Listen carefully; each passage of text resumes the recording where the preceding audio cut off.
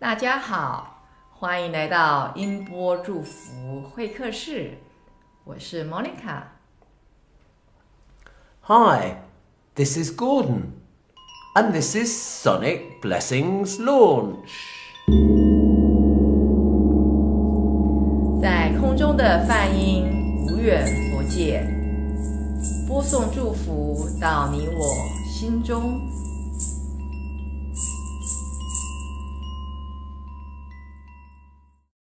大家好，这里是音波祝福会客室，我是 Monica。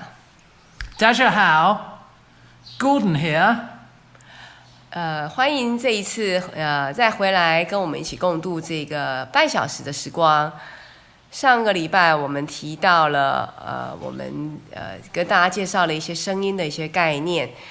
声音对一般人来说非常的重要，但是我们通常都不觉察它的重要啊。那在生活中间，我们怎么样尽量让自己远离噪音，远离这个压力源，还有在生活中间怎么样创造更好的一个声音的来源。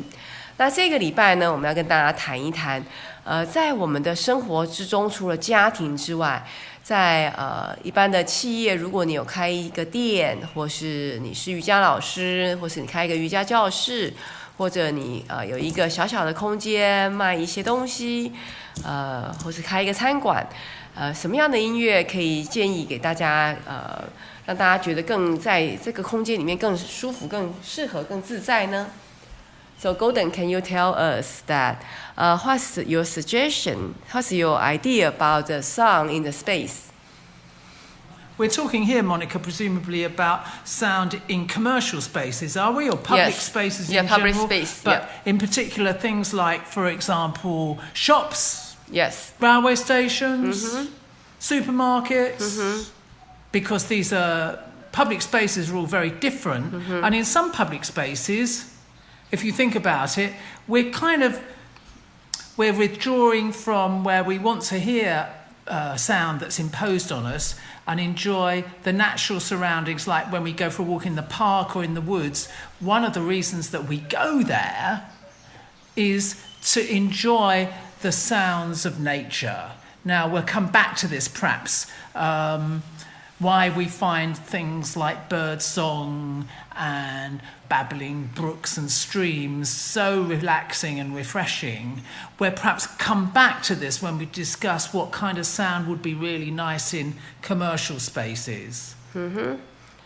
对，刚刚Gordon 再次跟大家确认说，我们这次要谈的主题呢，是在声音在公众场合，比如说在店里面啊，在地铁啊，在捷运啊，在超市啊，这些声音跟我们一般在大自然的声音和在家里的声音不一样。这个我们待会会提到一些很生活化的一些例子啊。那如果你是店家，你如果有一个店，我刚刚提到你有一个店，或是你开一个什么样的有一个空间，或是您不是像我经常在一些空间里面，我发觉那声音不太对哦，就是音乐不太对哦，我都会很诚心的建议店家看能不能放一个试着放其他的音樂。So Gordon, can you explain to us why the sound is important, also important in the public space? Right. Okay. So yes. So let's consider some for examples here. Let's talk about one public space that all of us go to quite regularly. Some of us more often than others. Restaurants. Restaurants, and let's say restaurants in particular, not bars, which would perhaps tend to be a bit noisier, but restaurants. Now, very often we like to go to restaurants that are kind of social places. We like to dine amongst other people. We're not sitting at home on our own or with our family. We're going out and we enjoy the social environment of a restaurant. But at the same time, we don't really want to hear the clatter of the plates and the people talking on the next table. So the first thing that we'd like to find in a restaurant is that the actual acoustic environment, the walls, the ceilings, the tables, there's been taken account of the fact that people enjoy being in a social environment, but they don't want the clatter, clatter, and the chatter from across the other side of the. So we're looking to have acoustic tiles on the ceiling, perhaps not bare wooden floors. However nice they might be to look at, then we have to be mindful that they actually can be quite noisy. 对，刚刚问 Gordon 说为什么这个声音在工作场合这么重要？他举一个我们最常遇到的例子就是餐厅。其实对我们来说，我们中国餐馆不管是高级的或者是一般的大众的小吃店哦，其实我们中国人、我们台湾人不太会注意到这个餐厅的嘈杂性。当然，刚刚工人有提到说，餐厅很重要的一个功能是社交，比如说我们跟我们的家人、跟我们的朋友、跟我们的公司同事等等等等聚餐哦，这个社交性是一定要有。但是在地板、天花板啊、墙壁啊。这些的选择上面其实是可以多注重一点，让我们在这个声音的，比如说我们在跟客户聊天或是跟家人聊天的时候，声音听得到，但是又不会太吵，所以在地板上有一些选择。So I will give them a little bit idea about how to choose the material about the ceiling, about the wall in Mandarin, OK? 所以我在这边有一些建议给大家，就是比如说在天花板上面，其实是可以用有一些吸音的地板。我们台湾人不太习惯用地毯哦，在欧洲或是在很多地方，其实地毯用好一点的厚一点的地毯，其实是很吸音的，走路啊或是讲话的声音可以很吸音。可是我发觉，因为台湾很潮湿，然后而且我们中国菜很多汤汤水水，很多餐厅都不喜欢用厚地毯，因为清理很麻烦，然后容易有尘螨呢。所以地毯如果不是用地毯的话，那其实磨石子的地板是声音最硬的，或者水泥的比如说那个水泥的地板是声音最硬的，用木头的木地板或者甚至是贴皮的木地板都还好。那还有一个很重要，就是一个窗帘也可以吸音。还有很重要的是，在餐厅里面如果有一些小小的，比如说小隔间，透过比如说一些植物的隔间，或是一些简易的帘子的隔间，这些都可以简单的吸音。不过我觉得我们从小被训练的在餐厅里面，就是觉得好像餐厅就要很吵啊。其实有质感的餐厅，其实可以把这些不需要的这些噪音，走路的噪音，然后讲话啦、稀里哗啦啦、喝酒的噪音，其实可以处理掉的。Yes, so this is about how to get avoid of the noise in the restaurant. So in the restaurant, what kind of music you will suggest? Sure. I mean, just to say that this kind of acoustic treatment of public spaces is very widespread these days, actually, and you'll find it in shops and supermarkets, in offices most particularly, as well as restaurants. Some don't, and it's immediately apparent when you go into a noisy restaurant that you can tell that it's not been treated. Okay, so I'd like to give you some examples of some goods and some not so goods. Of course, these things are subjective, but from my point of view, some interesting sound, music backgrounds in restaurants and some perhaps not so good. I'm minded to think about a very popular New York-themed restaurant in London that I've been going to for many years, that's frequented by people in the theatrical profession. You get many actors in there, people who work in the theatre. It opens quite late, so people can go there after they've been finishing working at the theatre. People who go to the theatre also like to go there, perhaps for a meal before they go to see a play or something in the West End in London. Now, this place, first of all, it can very often be very busy, but it's been nicely acoustically treated. And they, for many years, have featured a live piano player playing. Noticeably, you can hear him play, but not in a way that's too loud. What kind of music does he play? Well, let's call it, I mean, it's kind of inoffensive without being sentimental or cloying. It might be sort of like orchestral, like classical music. Nothing too no sort of pounding Tchaikovsky or anything. Nothing too demanding, perhaps show tunes, perhaps what they call the Great American Songbook, Cole Porter, the sort of famous musicals of the 20th century. And it's really goes, the point about it more than anything is that it fits the kind of restaurant that it is. I think that's the important point.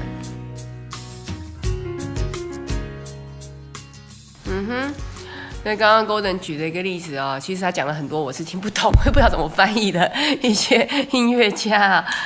在伦敦的一个餐厅，他讲说是他还有常常去的一个是在很多的剧团，就是演艺人员，也不能讲演艺人员啊 ，theater 的人就是剧团的人进出啊。有的人是因为演出之后结束比较晚，那有的人是要去吃饭以后再去看表演啊。所以他那个餐厅里面，他会有一个现场演奏的古典，就是钢琴，不一定要是古典乐。他刚刚提到说，不用弹那种很激动的柴可夫斯基的音乐啦，或是等等之类的，但是是很适合这个空间的。So another example in London. I'm sorry if my examples are I cannot understand most of your artists, your musician. I'm sorry.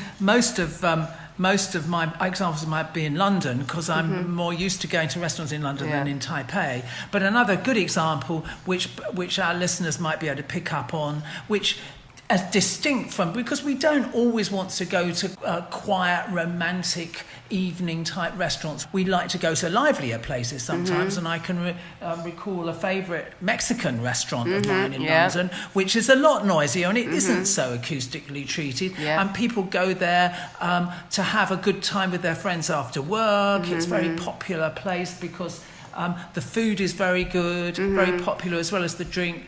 And there, because it's a livelier atmosphere, what kind of music do they play there? It's a Mexican restaurant, so they play Mexican music. Very often quite lively music, not too loud, but at the same time it's upbeat, and it really fits with the kind of restaurant it is. It fits with the atmosphere of the place perfectly.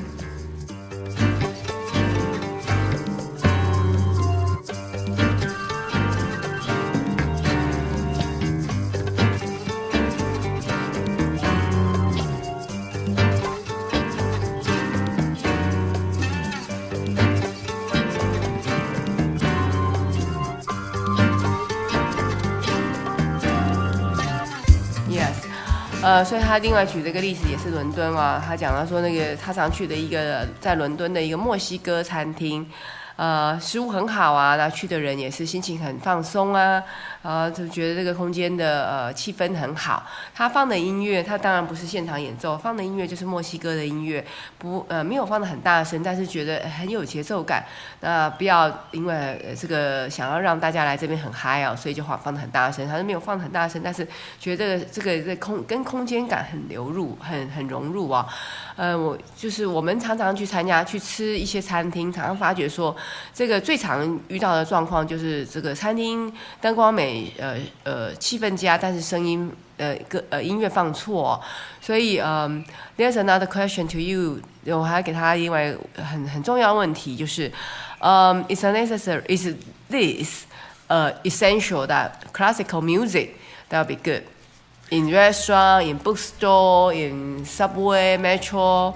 Is that classical music is essential? Yeah, we were discussing this before we started this broadcast, and Monica was explaining to me that actually classical music is played in quite widespread in public spaces in Taipei.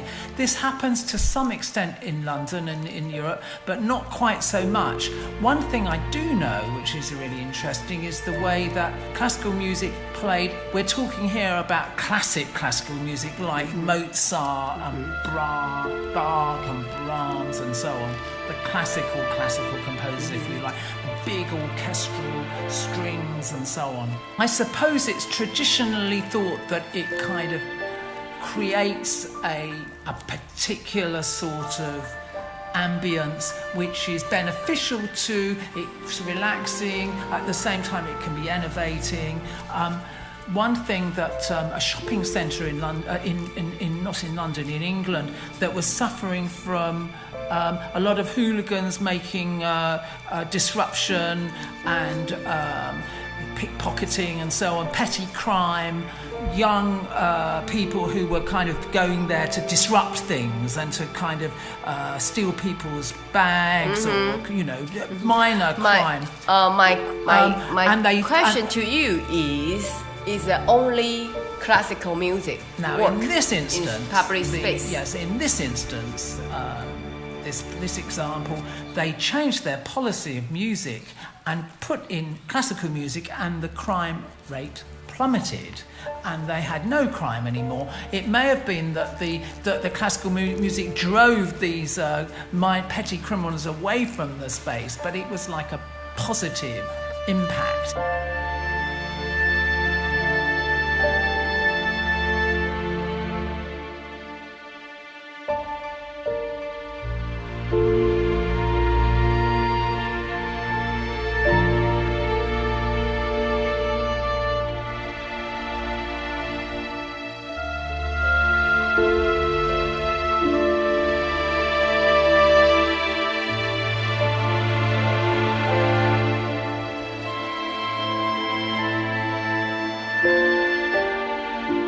But I have a different idea because it depends if in the tea house, Chinese tea house, if you play Bach, yeah. If you play Mozart, if you play the other like Tchaikovsky, I'm sorry. So it depends. I guess my question to you is that not every space classical music will work. I think the couple of examples I used of restaurants in London, these were kind of, I was using examples of appropriate music for the space. So in a Japanese tea house in Taipei, then I would suggest that, as you were implying, Bach, Western classical music is inappropriate. It's not the right kind of music to fit. Much more appropriate, the Japanese classical music tradition is very, very rich, and it's the perfect thing to play in a tea house. Absolutely perfect. 我刚刚问他的问题啊，有时候问他问题要问得更精确一点，不然他就会天南地北的讲一通啊。就是我刚刚问他问题说，是不是在这个公众的空间里面，只要放古典音乐就 OK？ 他说对啊，在英国啊，他们做了一些研究啊，在有些空间里面有一些什么常常有一些什么罪犯呐、什么之类的，什么偷窃啊什么的。可是如果放了这个古典音乐以后，发觉这个犯罪率降低。可是这是西方人的观点，所以我后来又跟他再补充了一句，因为就是什么莫扎特、巴哈这种音乐，其实都来自西方啊。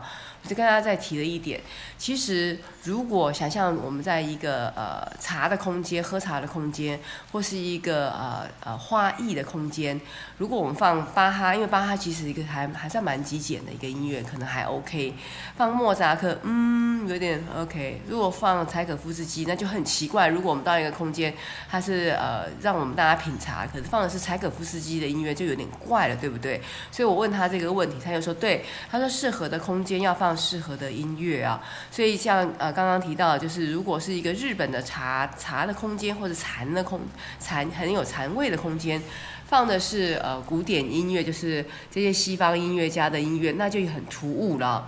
我在这边要跟大家讲的一个故事，就是这个另外一个跟或许我们听众里面有很多是瑜伽老师或是瑜伽的练习者啊。I will share the story about the yoga space in Mandarin。我记得我今年年初的时候，天气还蛮冷。其实我一直以来最近这几年都还蛮喜欢所谓的空中瑜伽。那这一阵子去上了很多不同老师的空中瑜伽的课。那让我印象非常深刻的是，有一天，因为那天天气特别冷，我记得很清楚，大概室外的温度大概11、12度吧。那瑜伽教室并不是热瑜伽，所以但是老师还是就是教室还是放了一些暖气。那让我印象非常深刻是那个老师他的音乐不是瑜伽音乐就算，他开得很大声，而且从头到尾就是有点快节奏的，我不晓得是什么音乐，但是蛮快节奏的。就后来那1个小时的空中瑜伽害我一来听不到老师讲话的声音，二来我觉得我心神不宁，因为一方面又要看老师示范，因为听不到他的声音啊，所以我要一直伸头去看他到底做什么动作，是不是要换动作，还有我一直都没有办法专心。后来下课以后，我就鼓起勇气跟老师讲，我说老师，我第一次上你的课，我觉得你的课很棒，可是呢，那个音乐上面，他跟我说对不起，我刚刚音乐太大声，我离开没有去把它调小声。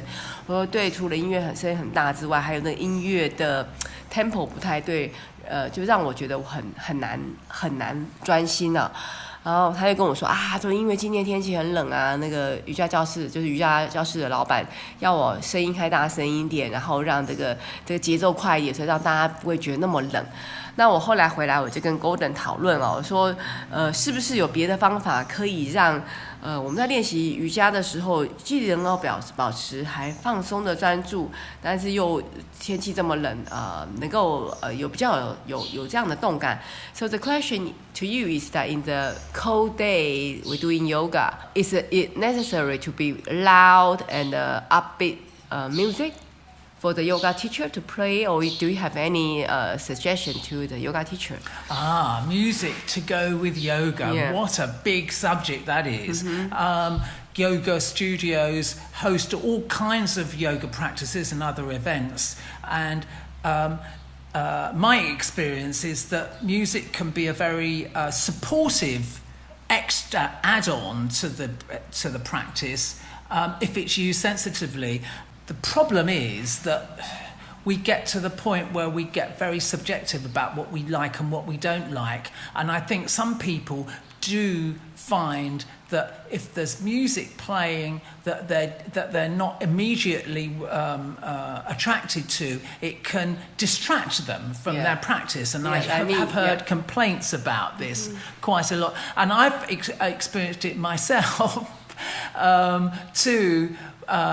You kind of accept that it's there and just have to kind of get on with it. So what? Loud, upbeat music during a active session? Well, in theory that sounds good, but the problem, as I say, the problem is that so what's your suggestion? Different people have got different subjective views about what constitutes music that they want to hear. I don't know. I don't think there's an easy solution to this. In fact, I would suggest that we don't have music that's too loud. I think something my personal view would be to introduce something a bit more demanding that isn't too pop, for example. If we're doing upbeat practice, then I'm a big fan of rhythmical music that's kind of drum-based, percussion-based, that hasn't got too much melody line, because it helps us focus. One of the things that I've done is that I've played live percussion during yoga practices, so I've got some kind of insight into how useful that can be in focusing people's minds.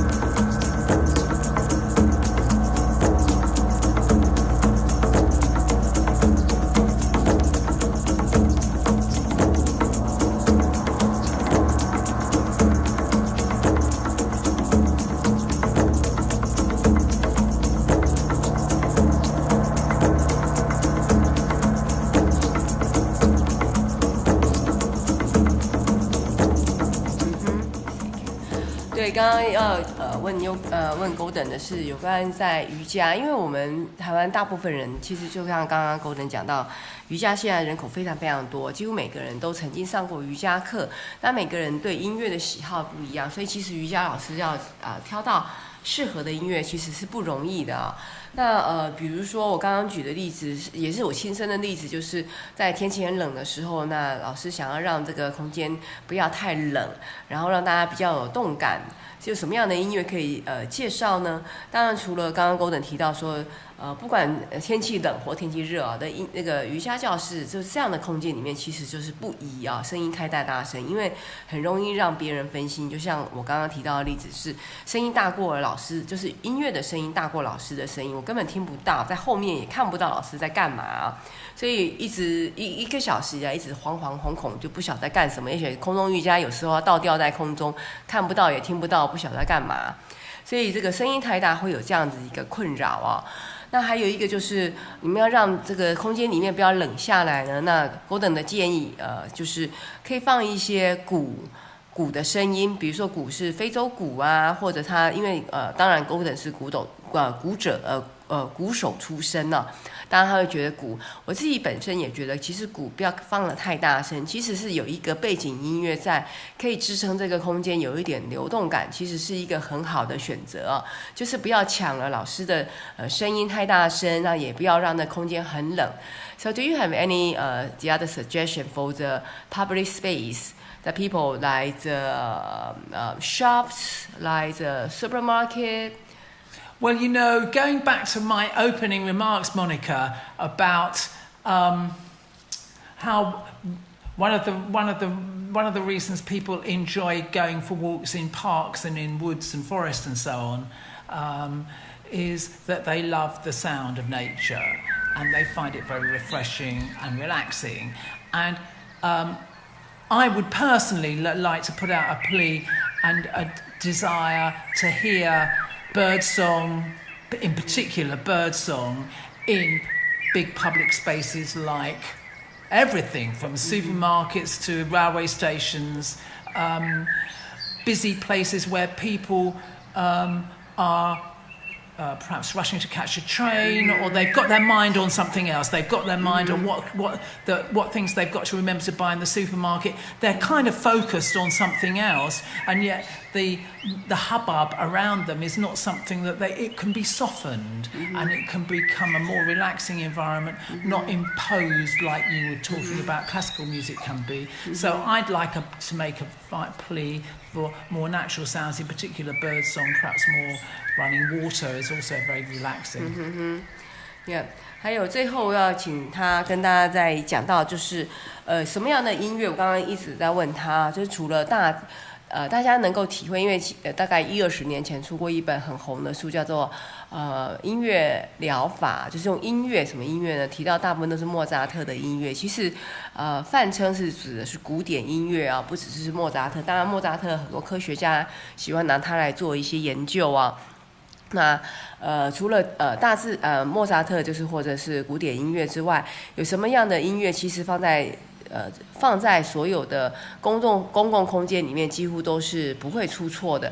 刚刚 Gordon 建议的还是鸟叫和流水的声音因为在这样的大的空间，比如说车站捷运超市我们要让人家不要忘掉他来干嘛，比如来超市我要买什么什么，就来到这边就忘记，因为比如说音乐太嗨啦什么之类的，你要让人家觉得我要来这边办事，或者是我要来捷运，我要来来一个车站来坐车等等之类的，你又可以让人家保持安定放松然后又不会忘了他要做的事情。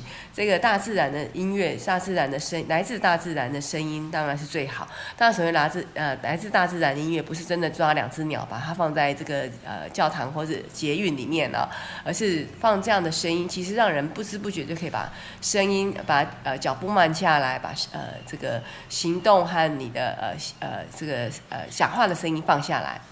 Yes, so this is the end of this episode. So do you have any suggestion or what music you will play in this radio?